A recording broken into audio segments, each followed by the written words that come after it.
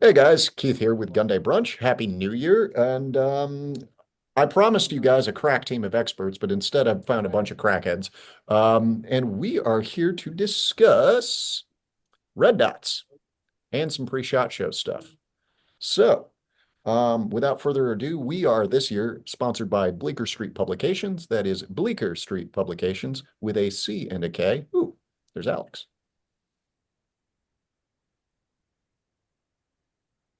Suddenly an Alex Sansone. You'll say Everybody stare Samsoni. awkwardly. Everybody stare at Alex. All right, Samsoni. Alex, you've entered mid-recording, so we're gonna wing it. But yeah, listeners, again, brought to you by Bleecker Street Publications this year. I appreciate their sponsorship, and we'll see what the year brings us.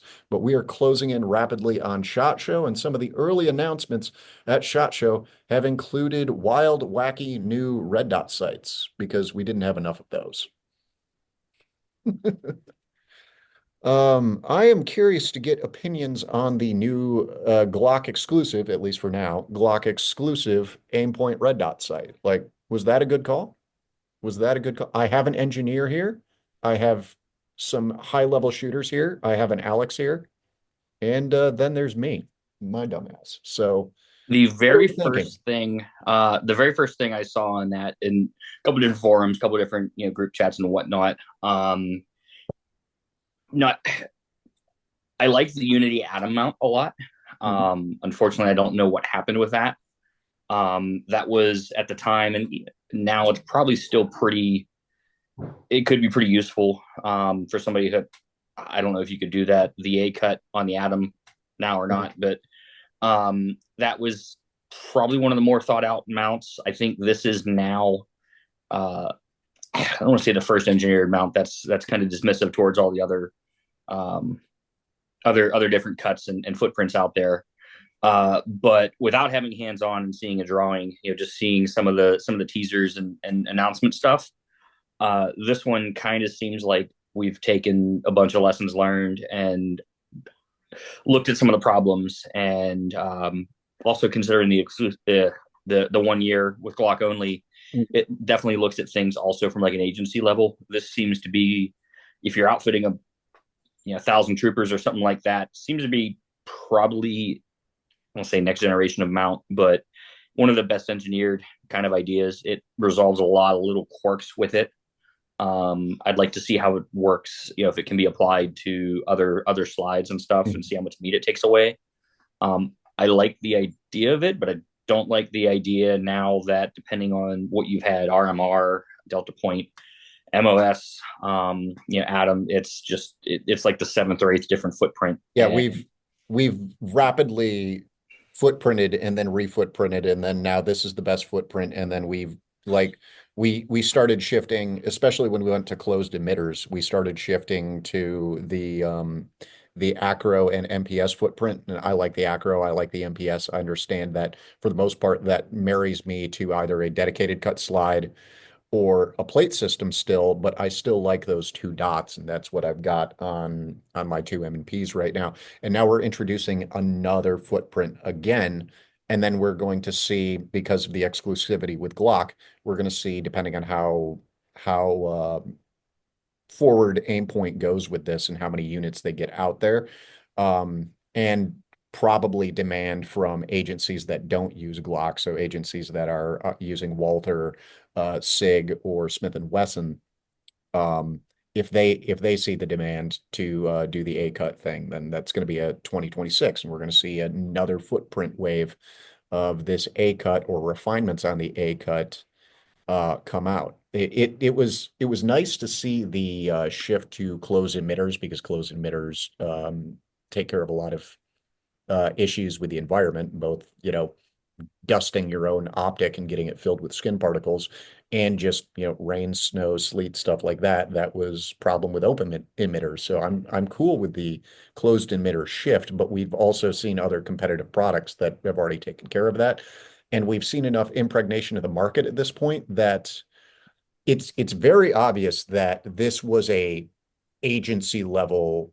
play. This was definitely for plug and play. Here are your Glocks with your aim points on them and your Safari Lane holsters and your X300s. Go forth and do like one-stop shop, one SKU to deliver all parts for an agency. Yeah, That makes sense quite a and bit. it makes me happy because one of my favorite P's is procurement, and I also like logistics because I'm paid to.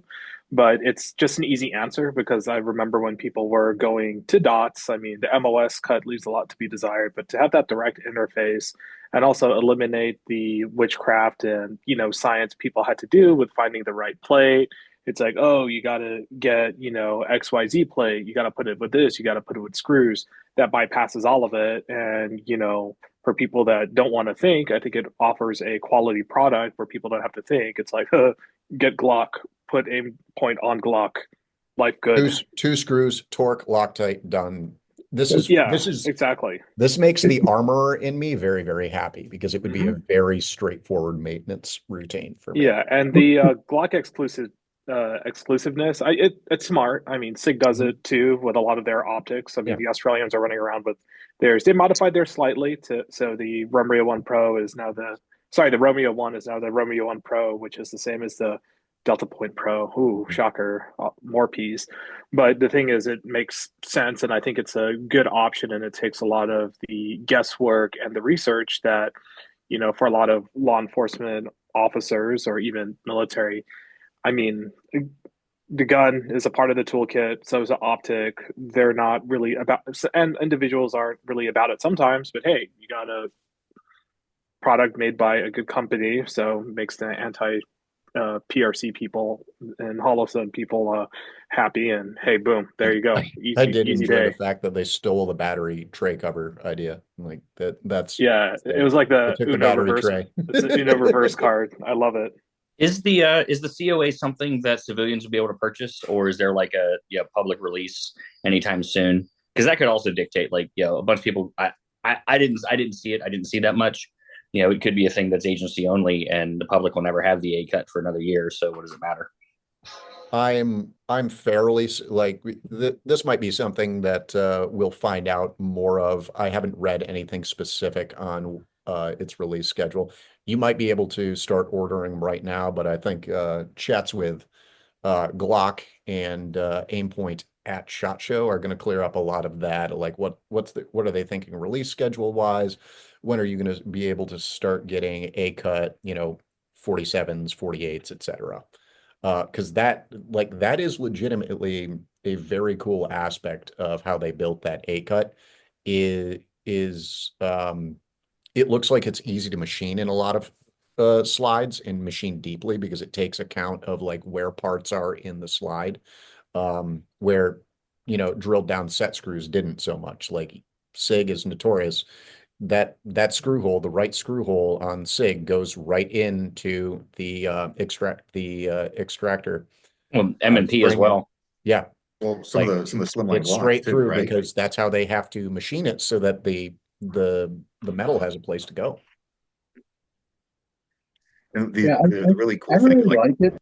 I'm sorry.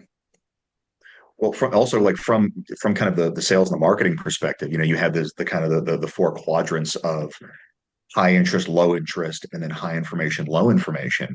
And in this space, we hear low information typically used in kind of a pejorative sense, but to kind of bring in uh Mark and my shared interest of watches, you look at like Rolex branding, it's very low information. It's like we make good shit. People that like good shit buy our shit. Mhm. If you like good shit, you'll buy our shit. And it doesn't mean that it's an inferior product. It just means that people don't want to get down to a granular level of nerdery. They just want to be told that it is a good buying decision. They're not overly concerned with the why. Mhm. Kind of what they've done here. And that tends to appeal to much wider swaths of the market, both on the institutional side, because the end user is not overly invested, like, okay, this is what I'm being told I need to use, and they're saying it's good, so cool. And then the majority of consumers that aren't the super consumers that just want a one and done out of the box solution, like, oh, well, I've heard of Aimpoint, heard of Glock, cool. Mhm. And it is a lot less intellectual investment for them. And on a lot of different levels, it's a very smart play. It is Yeah. because we tend to, as super consumers ourselves, we tend to overvalue the fact that we go down into these granular little rabbit holes and we know so much about the products themselves, and we get very invested into it. And having stepped away from some of those aspects in my day job here and have started running more conventional marketing channel stuffs, it has become abundantly obvious that the info dump is only sometimes the answer. The info To dump the is avid not always the answer. It enthusiast. is only sometimes the answer. Therefore, I need to get proper info conveyed in a very small, very compact, very easy to digest package. That way, the end user still gets a quality product at the end of it that's going to suit what they need, either as an individual or as an agency. But they just didn't have to ask too many questions about it. Yeah, End like of the Yeah. day. And you look at compound the how fact that, much like Sam Adams talks about the hops in their beer versus any of the Budweiser, Miller, Yep. etc. So same deal. What were you also, saying? Yeah, I was excited by it. I oh, think a lot of people dismissed it from the angle of, hey, we already have optics, we already have plates. But I think all of you are right in that this is the big step to get it past the enthusiasts, right? Because like you, I think if you go to a lot of shooting classes and matches and stuff, you see all these people with dots, you're like, man, dots are the now, not the future. But then you go to a public range and you don't see them as much. And if you do see them, they're not zeroed, or, you know what I mean? You see them pop off the gun and stuff like that because they haven't been properly applied. And I like the idea. I like what Mark said, like, hey, it's easy. It's a gun, it's an optic, that's it. But it's even simpler than that. It just comes from the package, already torque adjusted, already, set, done. You don't have to think about it. It's over with.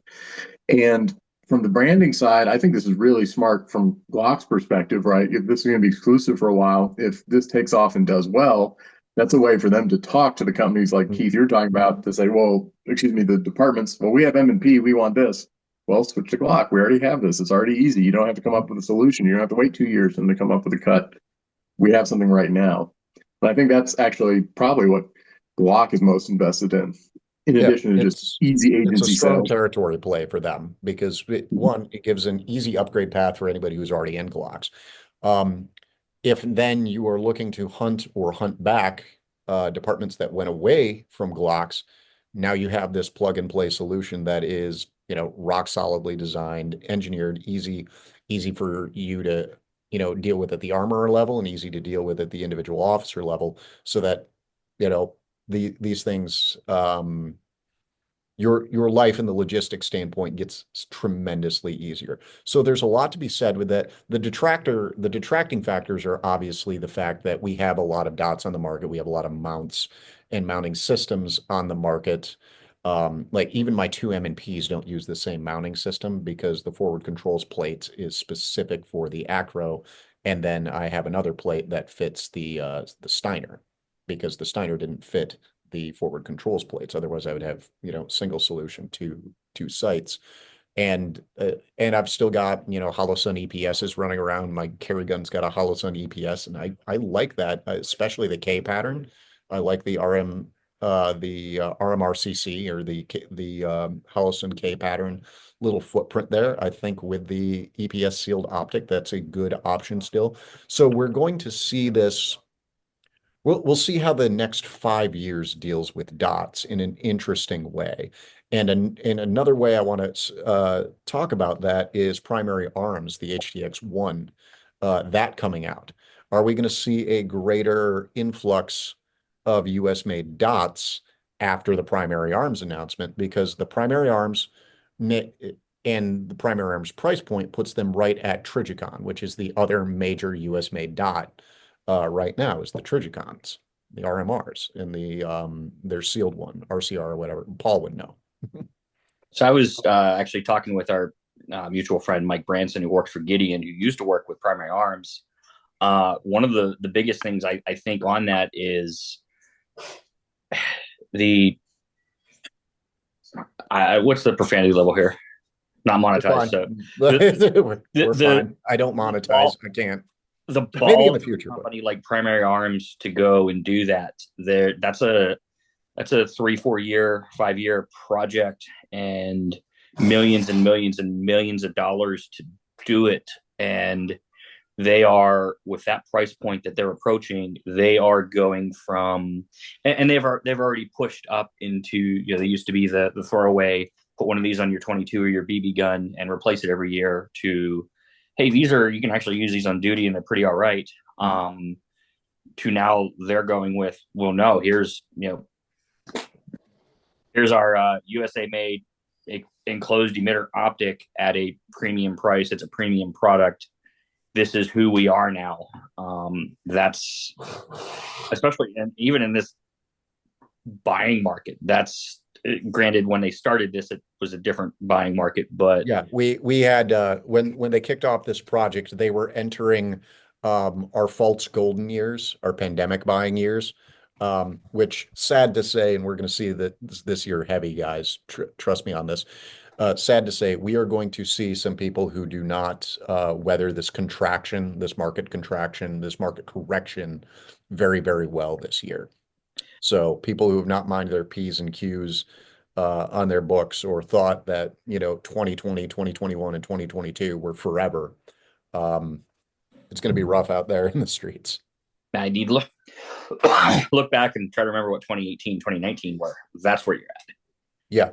But I would say with Primary Arms, I want to treat this kind of like everybody treated the Sonic movie. When the ugly Sonic came out, it was awful. Everybody bitched. They went back, they fixed it, and we all went out and saw it.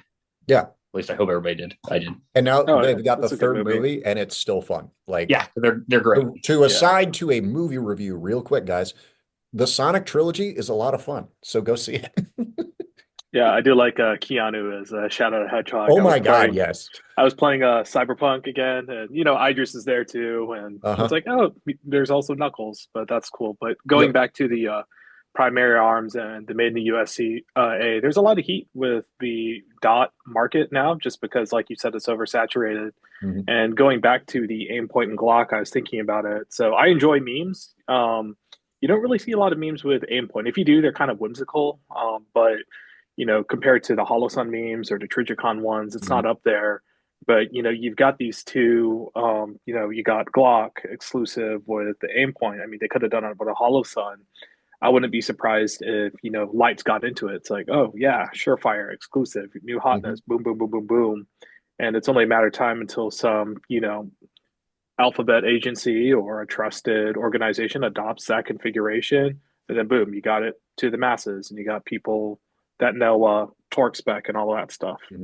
So I wouldn't doubt I would not doubt, I'm not going to say we're going to for sure, but I wouldn't doubt if we didn't hear about a major agency picking up the Glock and the COA on G47s or G45s or something like that by SHOT Show. I wouldn't doubt if we have a announcement or very shortly after SHOT Show that a department, probably who already uses Glock, but that the department is now going over to the COAs moving forward. And I'm interested to see how they, hold up. It's a new product. It's very exciting. I got mildly annoyed. I got some friends that saw the HTX one. They saw the aim point. I like the memes more, but they're like, oh, what do you think about this? And I'm like, my brother in Christ, it just came out like 5 minutes ago. What am I supposed to think? I'm interested to see it. I wish him success, but I'm not gonna, speak to it unless I have it. I'm actually excited for the HDX design quite a bit. I think where Aimpoint went hard in one direction, and I think they're going to be successful, especially from the agency side of things.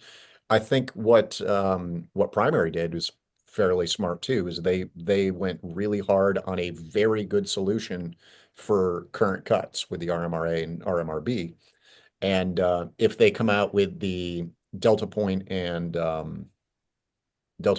Romeo pattern too, they're going to cover a massive swath of the market there with their plate solution. And so that's going to be a very simple solution, especially if agencies that already have cut guns are looking to just get into optics and not do the gun optic package, from Glock exclusively right now. So you've got two ways to tackle different places in the market, and I think they're both going to do probably pretty well in the space. right now. And for anyone who's, crying that Primary Arms is supposed to, do budget optics and they're never gonna, you're never gonna buy in at a site at 750. Okay, cool. There are plenty of people who are still going to service that, including our friend Mike Branson. He's got a good Chinesium um, closed emitter dot that's I think acro pattern. They're coming Well, or they're and the here fact that already. I they don't just remember. released a couple that are direct to MOS mount as well. That was a Yeah, brilliant move on his part. But on the Glock Aimpoint collaboration, I also do appreciate that they're sort of continuing the sort of slightly obstinate spirit of Teutonic engineering, where everybody is demanding standardized footprints. Like, nah, fam, we're putting the transmission right in the way of where you need to go for oil changes. Good yep. luck. No, Is there when I saw the release, I'm like, okay, Austria and Switzerland. Okay, cool, cool. Why they've always been allies. Europe doing European things. It's fine. Yep. is there any I've not read through any kind of procurement contract or rec or anything in any grave detail. Is there any kind of a potential edge that Primary Arms gets if they go to bid by having more USA made than others? Does that give them some kind of an advantage? It's I can let Mark speak to this too, but in So if short, it's yes, yeah, there are a lot of avenues where US made is going to remove a hurdle in submitting bids. yeah, if it's Berry compliant, that's a big edge on them. And if Primary Arms is considered a small business, big issue though is that with the procurement process, it's not as quick as people would like it to be. I don't know if Primary Arms can stomach, putting up those resources right away until it runs its course. The procurement process, it runs like on island time. It gets here when it gets here. But having a very compliant product and something that um, could possibly be used, it's also good. And also, if they have a cage code, I mean, they don't have to go through the traditional procurement process.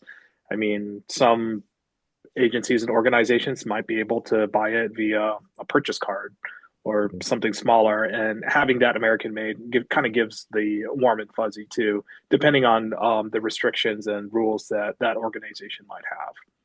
And they may already be chasing, um, RFQs that are they've been made aware of because they already have other contracts. Their PLXC Mm-hmm. has already won a contract with Department of Energy, was it? I think it was the DOE. Yeah, I could see them Got doing those something weird like LPVOs. that. And speaking of other optic brands, I do love how the South Korea is running all those vortexes on their Mhm. Daewoo clones. It's like Yep. I must, I must, I must get one. So I think that just roll up. Everybody has their little oh, my blood diamond car 15, oh, my Blackhawk, and then you just roll up with a Korean guns. Like, yeah, that'd be cool. And I know who was it? I know we'll see a few. We're going to see LPVO expansion again this year. I don't expect it to be nearly as exciting as like when the Razor 3 dropped or a couple of other things, but I think we'll see more LPVO expansion this year. Alex waving, smiling. Hint, hint. Don't talk about anything yet. But it's coming. So I think the market's going to continue to shift to LPVO being standard. I think we're going to see red dots continue to expand on handguns, become more and more standard. And like Kirk said, this could be the thing that pushes red dots into like not only being available on just about every gun from every manufacturer, but a standard. Next 5 years, we might see them standard. Like you're just buying a handgun with a red dot already on it, and not just like the cheapo Romeo Zeros that we've been I'm seeing with SIG. I'm It's sorry. like I'm The giggling. Romeo Yeah. Zeros, the Glock, throwaway sites of the SIG red dots. Like it's such a bad sight. I don't Sorry, know. I'm just giggling because Cyberpunk 2077 they still had iron sights. Yeah.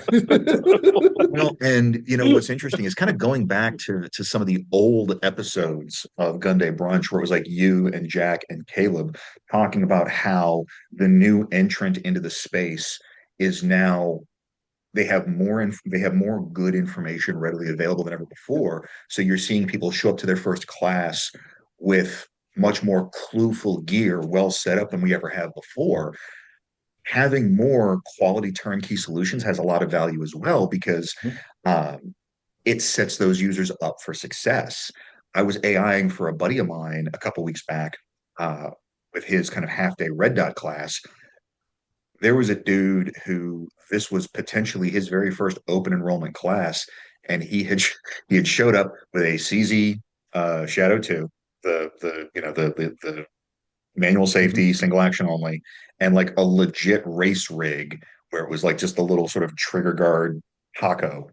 But Homeboy had no idea how to use his gear to the point where he went to holster up, bent over, and that thing swiveled to where the muzzle was pointing straight up range because he just hadn't fleshed his gear out yet. But like, this is what, quote unquote, people are using.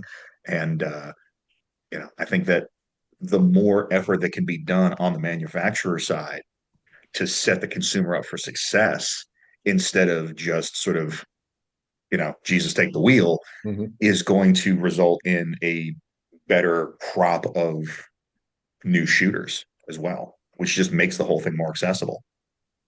And Caleb, Jack, and I had talked about this a couple of times. Is the millennial and the Gen Z market, the millennial and the Zoomer market, are a much more informed crowd than the X and Boomer market or Mhm. ever. And it has to do with the development of the information flow system. It's not that Boomers, baby boomers and Gen Xers are stupid people. They're not. They're just people, but they grew up and developed in a very different time frame for information flow, Yeah, where it was a one millennials, it was a one-way channel yeah, where social media has allowed a lot more people to compare notes and share experience you on needed something all for the house. fronts. Where'd you go? You went to Sears, right? Like Well, that was their information flow, catalog information flow, everything like that. Very, very, very different than the information age guys like us or the guys behind us who didn't even see this shit develop. It's just always been there for them, mass flow of information. So they're looking to do this they're looking to approach the same end results, but in a very different way. And I'm curious to see how this will go this year. That's one of the things that I think is really smart about this, like the idea of information flows.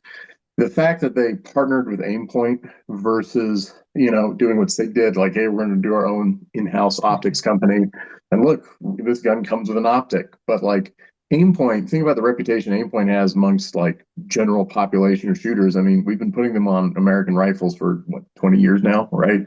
That's a Almost well-recognized 30. name.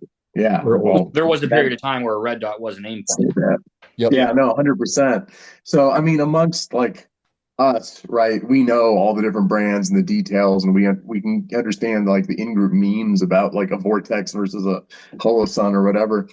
But for a lot of people saying Glock, I know that brand. That's the reliable cop gun. Oh, Aimpoint, that's the soldier red dot. Like, yeah, that makes sense.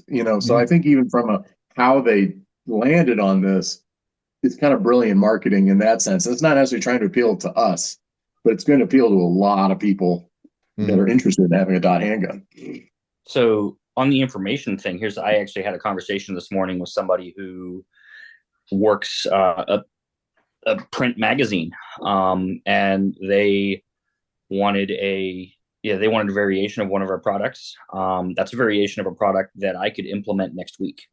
Um, they're talking. I'm like, let me get you pricing today or tomorrow. Let me see what that looks like and see what day in February I could think about shipping. And he's like, well, hold on. We're going to have an article and whatever, and it'll go to print, and, maybe think about this in June. It's like, even just like distribution is insane. Whereas like everybody here knows, like I come up with something like, fuck, it's on the site tomorrow. So Nope. that's Mass scale logistics is a thing. right. And then now also kind of going to, looking at Primary Arms versus say Aimpoint. Aimpoint's a multinational company. Primary Arms may have people, they have a presence near the manufacturers or whatever, but Primary Arms is not a legacy company saddled with layers and layers and layers of management. you can still get a hold of the owner. Like Branson still talks with the owner. Who owns Aimpoint? Who do you talk to? Like I know we all have at least a couple friends there. I don't know if they could point towards their boss's boss or whatever. So these other companies are just that much more agile. It's a gnome. That's their boss. It's a gnome. You can't find him. They're Swedish. It's a little gnome. Just running around there. Oh yeah. Putting hexes on people. Yeah, but no, I'm glad that there's Classic something European that's shit. quality that people can, just buy off the shelf. That's a turnkey solution that's not going to get them killed in the streets. And going to Keith's point on the information, people, the younger ones especially, we're also very skeptical of the information that's presented to us. We're not as trusting, which is, it could be a good or a We've been bad burned thing. before. We've been burned before. Like someone I know that signed off on a leave chit that said, "Oh, he's going to leave for wedding activities." That's what it said on the chit, but it's really a bachelor party in Hawaii. But you know what? I've been burned before. But it's good. And also, I do want to make a quick shout out for Vortex Optics. Some of their latest offerings have been pretty solid. I remember I had the Venom in like 2018, 2019.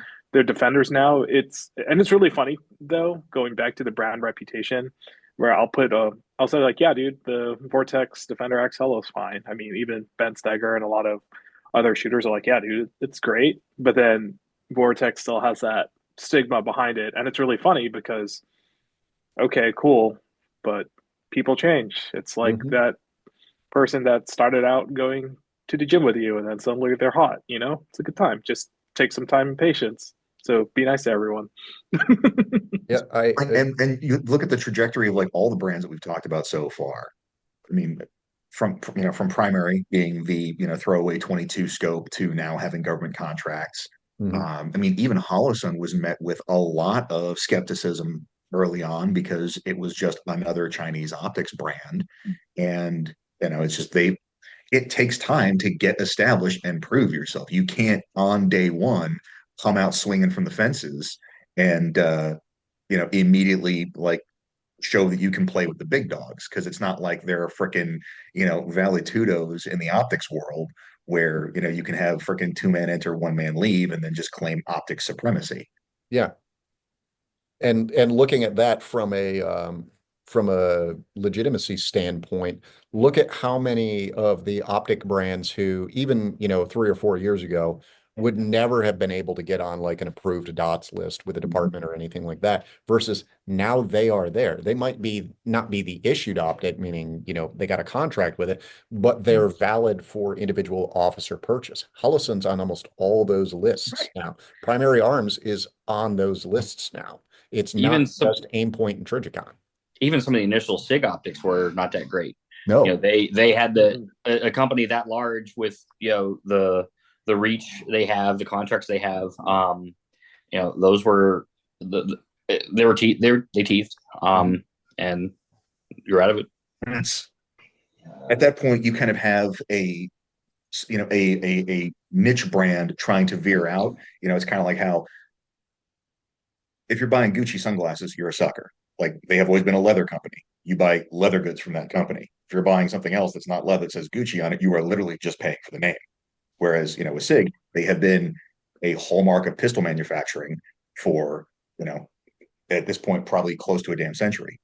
When they got into the optics market, it was good from a diversification standpoint, but that's not their wheelhouse. And so, that's why they started co-opting with the brands that help them with their stuff. But this competition is useful because if Holosun hadn't come on the market, like would Trijicon have gotten off their ass to do anything other than the RMRs? I don't think so. No, it would have the competition driving innovation is a very real thing, and I appreciate that standpoint. I appreciate people trying things, even funny things, even ideas that is like, all right, that's goofy, but like, hey, you're doing something. Gucci shooting glasses. Let's go. Yep. So I'm very appreciative of companies that are looking to keep making this a better space to work in and solve problems in a more efficient manner, especially for the guys who need turnkey solution. Like, especially for the guys who aren't, Tom, Mark, or myself, or, Kirk, or all five of us here who will sit down and literally just tweak and tinker, the problem away and stack four or five things properly torqued. And it's like, hey, it's done through, craziness. Um, versus a department of 500 guys are like, no, I need one piece, let's go. Um, so I am appreciative of that, and it's going to be interesting to see what this SHOT Show brings us, especially with the election results, with the market correction that is going on right now. It's going to be an interesting SHOT Show. We will see what rolls out of it. Um, but we're running out of time for today, guys, so I'm going to wrap this thing up. Thank you to my panel of crack experts.